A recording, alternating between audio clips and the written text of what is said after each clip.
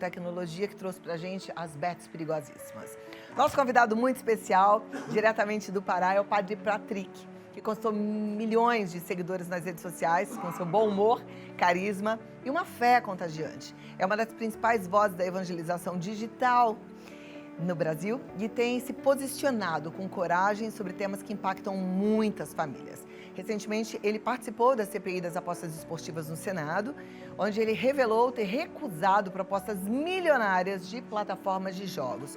Uma atitude que reforça seu compromisso com a ética e com os valores cristãos. Aliás, eu aproveito a oportunidade para dizer o mesmo, que a Rede Vida não anuncia nenhum tipo de jogo de aposta, porque a gente continua firme nos nossos valores e a gente sabe que isso tem destruído vidas. Padre Patrick, que honra recebê-lo. Seja bem-vindo. Você me enxerga, me ouve bem? Perfeitamente, estou enxergando, ouvindo e é um prazer estar aqui com vocês nesse horário, falando com o povo desse país maravilhoso, que está em casa agora, almoçando. Gente, olha, felicidade, viu? Que bom. Padre, você está agora morando no Pará? Eu sempre morei, desde quando eu fiquei padre, que eu estou na mesma cidade. Eu tenho 12 anos de padre, eu só tive uma paróquia até então, Olha que em interessante. Parauapebas, no Pará. Que interessante. Quando você veio aqui ao programa, eu não sei por que eu registrei que era do Sul, mas não. Olha. Eu sou natural do estado do Espírito Santo, nasci lá, mas já Aham. moro aqui no Pará há um bom tempo, então estou aqui Que nesse povo lindo, maravilha. maravilhoso. Terra linda, abençoada. Um beijo para todos os paraenses. Vamos lá, padre. Infelizmente, a gente tem visto aí famílias destruídas. Eu sou voluntária dos grupos de amor exigente. Antes a gente recebia sempre pessoas com adicção em drogas, né? Drogas ilícitas, mas também o álcool e medicações. Mas hoje a gente tem visto um crescente número de adictos em jogos, falidos, desesperados. Alguns já atentaram contra a própria vida. Sim, houve um tempo, assim, eu percebo a explosão da dependência em relação aos jogos de azar pelo atendimento às pessoas, porque há alguns 2 anos atrás era muito esporádico você ouvir pessoas relatando situações como essas. E hoje em dia é com frequência. E não são valores assim mínimos, coisas poucas. São situações exorbitantes. Acaba sendo uma bola de neve que vai consumindo a pessoa de tal maneira que ela começa a se privar de saúde. Por isso que a gente acha que se trata de caso de saúde pública mesmo. E chegando a casos extremos, como você acabou de dizer, de suicídio, né? Não é ideias ou que quase aconteceu. A gente já encontra relatos hoje de pessoas que se suicidaram em decorrência de dívidas de jogos, porque você acaba pedindo dinheiro para a agiota, você está totalmente endividado, é como se você não tivesse escapatória e ver nessa atitude mais radical uma forma de você se livrar dessa situação. E a gente, além das situações financeiras, a gente tem percebido que isso tem afetado diretamente o convívio familiar. Então, são famílias que estão se separando, casais que estão se separando justamente por conta disso. Quem identifica o vício, geralmente, é o terceiro, porque a pessoa que está tomada, isso serve para todo tipo, drogas, álcool. Geralmente, a pessoa que está envolvida nessa situação, ela tende a achar que ela tem um controle sobre aquilo. Não, eu faço até onde eu quero, eu tenho um controle do que está acontecendo. Quem começa a estar relatando a dependência, geralmente é quem convive junto, que está vivenciando aquilo todos os dias, está vendo a perca do dinheiro, a perca do convívio familiar, social, os sintomas que a gente sabe que tem de ansiedade, de depressão, de tudo isso. E a pessoa, a família, a esposa, o irmão começa a relatar aos pais aquilo que está acontecendo, numa tentativa de pedir ajuda. Então a situação é extremamente delicada, a gente está vivendo assim, numa necessidade de jogar luz a respeito deste assunto, a gente não pode silenciar simplesmente, para que talvez a gente consiga convencer as pessoas do grande abismo que elas estão caminhando, jogando. Perder o dinheiro, lidar com a perda financeira, eu penso que é até um dos menores males, porque uma perda financeira, se a gente parar para pensar, é algo material, mas as pessoas estão perdendo a sua alma, elas estão desistindo de viver, isso é muito triste. De que forma a senhora acredita que a religião pode trabalhar a favor dessas pessoas que estão hoje entrando ou já estão mergulhadas nesse vício?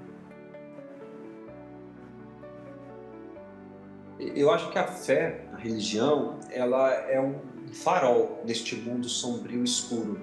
Nós necessitamos da igreja, e aqui também eu não estou falando exclusivamente da nossa igreja, da igreja católica, porque eu sei que existem movimentos nas religiões evangélicas que estão também batendo de frente contra isso. Estar em Deus é sinônimo de vida nova, é a certeza de que a gente não pode mais compactuar com a vida antiga, velha, e a fé faz a gente acreditar na conversão sincera do coração. Então a gente acredita muito que o Evangelho é capaz de mudar uma vida, de que a palavra de Deus é capaz de transformar o coração. É evidente que essas pessoas precisam também de ajuda psicológica, de terapia, às vezes psiquiatra para medicação, para controlar os impulsos e tudo mais. Toda ajuda é muito bem-vinda, mas eu acho que a igreja tem uma responsabilidade moral, acima de tudo, ética, de continuar a denunciar. A gente tem essa missão de dar voz a isso, de continuar a falar. A gente precisa alertar essas pessoas, e isso está na catequese, porque a gente sabe de casos de adolescentes, por exemplo, de crianças que jogam também, que utilizam o cartão escondido. Então tem que ser dito, tem que ser falado a respeito disso, para que a gente possa mostrar de alguma maneira o dano, a nocividade do que isso está provocando na vida das pessoas. Porque as pessoas começam de forma muito inocente, acreditando que elas estão ali para experimentar, como fazem também com drogas, né? E é gradativa a doença também. De repente, quando ela percebe, ela já está viciada e muito endividada, né? Como é que foi participar da CPI das Bets no Senado, padre? Eu acho que eu me senti assim num dever cívico, né? Eu acho que eu estava contribuindo de alguma forma com o meu país. Eu via ali os influenciadores sendo chamados a depor, e eu comecei a levantar na internet uma corrente assim de que, se era preciso, ouvir aqueles que estão na contramão.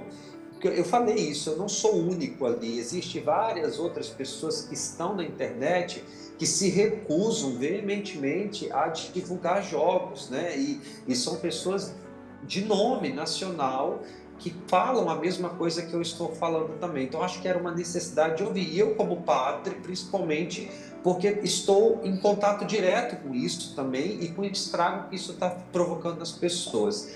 Então, em relação de me sentir à vontade, eu me senti muito acolhido pelos senadores daquela CPI. Em nenhum momento eu vivi algo assim de me sentir recriminado por nenhum tipo de situação. Então, me senti com espaço para falar a respeito disso. Foi uma sensação assim que me trouxe, apesar das consequências que sempre tem, das críticas, né? Mas eu acho que eu cumpri o meu papel como cidadão, como cristão, como padre. Com toda certeza. E pensando um pouco na nossa fé e pensando nas pessoas que querem agora fazer o caminho de volta, né? Dizer não a cada dia, o só por hoje dos adictos. Eu me lembro do ensinamento de Jesus em relação ao perdão. Essas pessoas estão prontas para serem perdoadas, principalmente, primeiro por Deus, né? E retornar para casa. Sim, sim, eu aproveito o espaço, inclusive, para dizer isso, né? Procure ajuda, né? Sempre vai ter alguém que vai te escutar. Procure a igreja, um padre, o próprio sacramento da confissão também, que é um encontro com a misericórdia de Deus. Sempre há uma possibilidade de recomeço. O mais importante é a gente entender que sozinho talvez a gente não dá conta mesmo, de que a gente precisa se deixar ser ajudado. Vai ter alguém que vai estender a mão. O perdão de Deus acontece todas as vezes que há um arrependimento honesto e sincero no nosso coração. E a partir daí a gente tem a certeza de que a nossa vida não se encerra ali, de que ainda temos muito a viver e viver sem isso, né? É tirar o fardo de cima das costas, o peso para a vida nova. Perfeito. Padre Patrick, muito obrigada pela sua participação. Eu continuo te acompanhando, aplaudindo, dando risada, porque os seus comentários às vezes são muito divertidos, né? E eu queria que o senhor convidasse os nossos telespectadores também para te acompanharem nos seus canais. Agradeço imensamente, espero logo estar aí pessoalmente, né? Não através das telas, assim. Agradeço demais o carinho, de verdade, fico muito feliz, tá? E estamos aí todas as redes sociais, é só colocar lá Padre Patrick, né, que vai aparecer lá. E acho que a gente tem feito esse trabalho de levar a fé de forma mais leve ao coração das pessoas. E tem cumprido seu propósito com muito êxito. Muito obrigada, que Deus continue o abençoando e usando. E até a próxima oportunidade aqui, hein? Amém, amém. Venha pessoalmente, estamos com saudades, Deus tá abençoe. bom? Amém. Obrigada, Padre. Tchau. Tchau, tchau.